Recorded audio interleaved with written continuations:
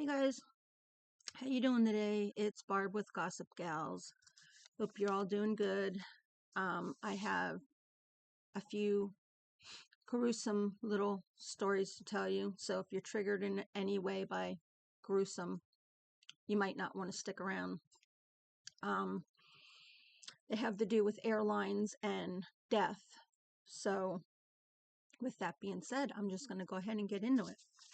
So an airport ground worker has been killed in Iran in a horrific accident when they were sucked into the engine of a Boeing 737 airplane, which was undergoing routine maintenance at the time. The 26-year-old aircraft had just landed in Iran after a flight, and engineers were carrying out some maintenance on the engines when the gruesome incident took place. Now, according to Iranian authorities, excuse me, the engineers were carrying out work on the engines with them still running when one of the ground workers stepped into the danger zone surrounding the engine. The suction power of the CFM engine was powerful enough to sweep the engineer off his feet and into the engine, causing near instant death. The engineers were carrying out a test run of the engine at the time of the accident, so they would have been going at quite a high speed. A safety perimeter had, however, been set up around the engine, and the engineers were instructed not to step within the area.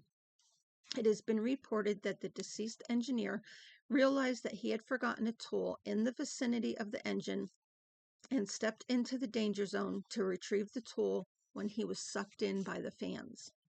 Sadly, this is the latest in a series of similar incidents, and on New Year's Eve 2022, an airport ground worker at Montgomery Regional Airport in Alabama was sucked into the engine of an Embraer E-175LR regional jet operated by a subsidiary, American Airlines. Now, an investigation discovered that a safety perimeter had been set up around the engines after the aircraft arrived at the gate following a flight from Dallas. The engine had been left running because the auxiliary power unit was broken. For some reason, a female ground worker strayed too close to the running engine, despite being warned by a colleague to stay back due to the risk of getting sucked into the blades. Earlier this year, a ground worker at Schiphol Airport in Amsterdam was killed after being sucked into the engine of another Embraer regional jet. Authorities said the May 30th incident was a death by suicide and refused to provide further details out of respect for the deceased relatives. A similar incident occurred in San Antonio in June of 2023 when a ground worker died by suicide when he strayed too close to a Delta Airlines Airbus A320 that had just landed and was pulling onto the stand.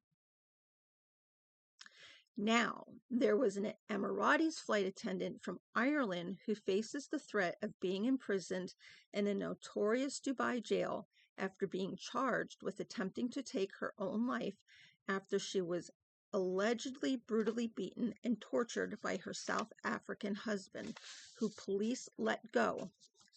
Now, 28-year-old Towie, Towey, from Boyle, Colorado, Roscommon, Ireland, is now stuck in Dubai, unable to return home after the local authorities slapped her with a travel ban as prosecutors pursued charges of consuming alcohol and suicide, which is still a Class A crime under the UAE's opaque penal code. I never heard of that. Suicide, you could be charged with suicide. I don't think the U.S. is like that. Tori is now being helped by the campaign group Detained, which helps expats and tourists caught up in Dubai's confusing legal web.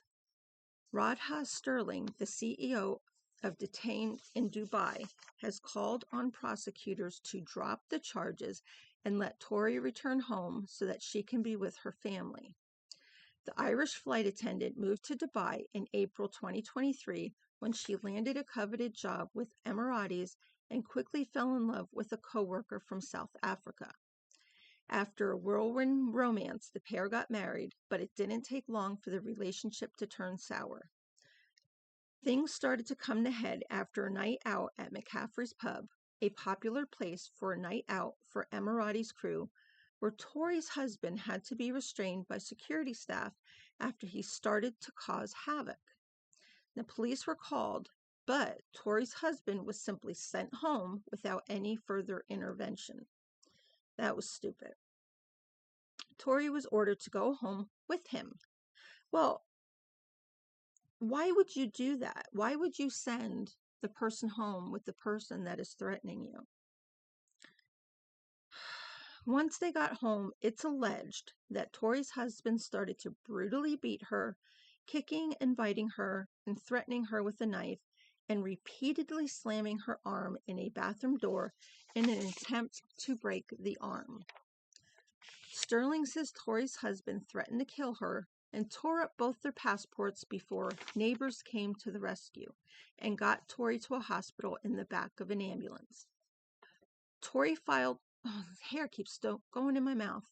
Tori filed a police report against her husband, and Emiratis gave her some time off to work out her recovery. During the time, Tori went to replace her passport, but discovered that she had been slapped with a travel ban. Now, Tori attempted to fly home to Ireland, but was unable to leave due to the travel ban, and she eventually returned home to her husband.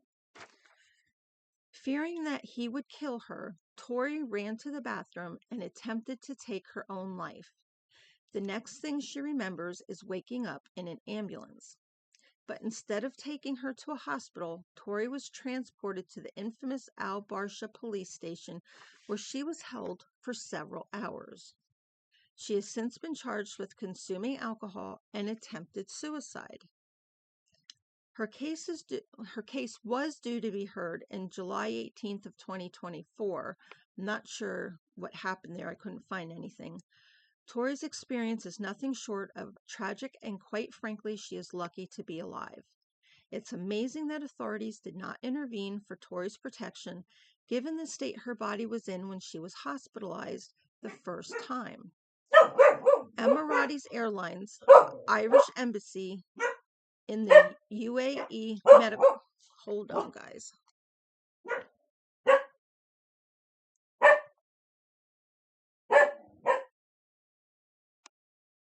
Oh my goodness, my dogs would not shut up.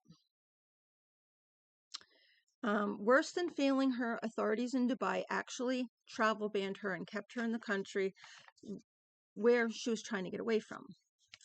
So they put her in a hopeless position, resulting in her attempt to kill herself to escape the imminent threat of assault and likely murder. Tori's family hopes that by taking her story public, the Dubai authorities will bow to international pressure to drop the charges against her and allow her to return home. The Irish Embassy is now providing consular assistance, and officials have now arranged a lawyer for Tori after a high-level political intervention. Now, the next one we have is a woman who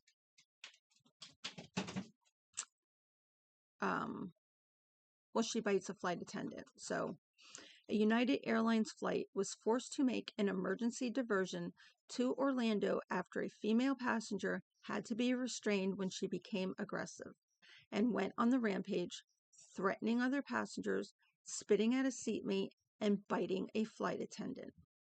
A video captured by another passenger on flight UA 762 from Miami to Newark shows flight attendants struggling to restrain the woman in flexi cuffs as she bit one crew member and ripped a chunk out of their uniform.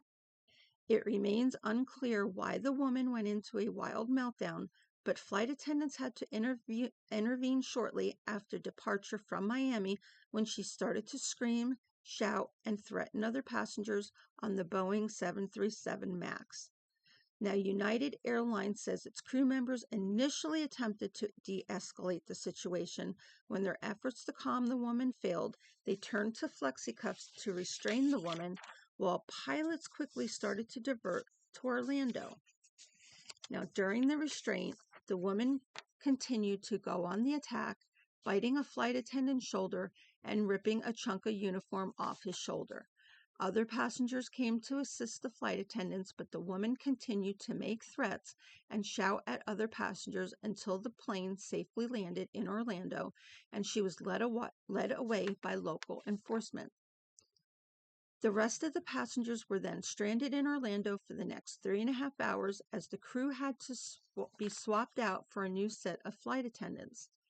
Now, back in 2021, United Airlines warned its flight attendants not to duct tape or subdue unruly passengers following violent in-flight incidents that had seen crew members at other airlines turn to duct tape to restrain disruptive customers. Duct tape does not form a part of unruly passengers' training, and airlines don't provide it. But some flight attendants bring their own duct tape for temporary fixes for anything that's broken on board. During a wave of unruly passenger incidents in 2020 and 2021, duct tape became a popular method of restraining unruly passengers, despite the fact that many airlines have their own restraint kits, including flexi-cuffs. The International Air Transport Association has not set any industrial standard restraint kit, and it is left up to the individual airlines to decide what equipment to make available to flight attendants. And in South Korea, that even includes tasers. Holy crap. Tasers. Maybe if more tasers were on board, people would be less likely to act out. Just a thought. Now, a Transportation Security Administration officer faces the threat of up to 5 years in jail and a fine up to $250,000 after she allegedly left 2 handwritten bomb threats at Tulsa International Airport. How freaking stupid can you be? 48-year-old Sharon Jean Devine has been charged with 2 counts of false information and hoaxes after an Oklahoma court unsealed an indictment against the former TSA agent. Devine's motives remain unclear, but prosecutors allege that on 2 separate occasions in March of 2024, she left notes in a public restroom which read, "There is a bomb in the airport," and the other one just simply said, "Bomb in airport." On both occasions, airport police immediately responded to a possible terrorist incident, sealing off a perimeter around the restroom before eventually concluding that there was no threat to public safety. Despite standing down their response, the police launched an investigation alongside the FBI, and Devine was eventually tracked down as the accused perpetrator. Every time a threat is made, a sophisticated law enforcement response is set into motion to ensure public safety. Bomb hoaxes like the ones alleged to have been fabricated by the defendant put the community at risk and will not be tolerated. The news comes just a couple of days after the TSA reported that it had screened more than 3 million people in a single day at this airport security checkpoints for the first time in its 22-year history on Sunday, July 7th, 2024. 3 million people in one day. That's a hell of a lot of people. I'm not sure I would have even thought they seen that many people in a month. Okay, now we have a Japanese tourist who was responsible for the temporary evacuation of Hawaii airport after he tried to get through the security checkpoint with his hand grenades and his hand luggage. Come on, people. The grenades were thankfully inert, but the fact was only found after law enforcement mounted a major terrorism response. The grenades, hold on. The grenades were thankfully, yes, we said that. The Japanese passenger was prevented from leaving the United States as he had planned and was instead taken into police custody. The 41-year-old now faces a potential charge of first-degree terrorist threat, which is intentionally and without lawful authority placing a counterfeit weapon of mass destruction at any location. This might seem obvious, but the HPD and TSA reminded airline passengers that inert or replica explosives were prohibited in either checkpoint or carry-on luggage. What the hell is wrong with people? Seriously. Guys, leave your thoughts down below. Let me know what you think. If you haven't already done so, please subscribe to my channel.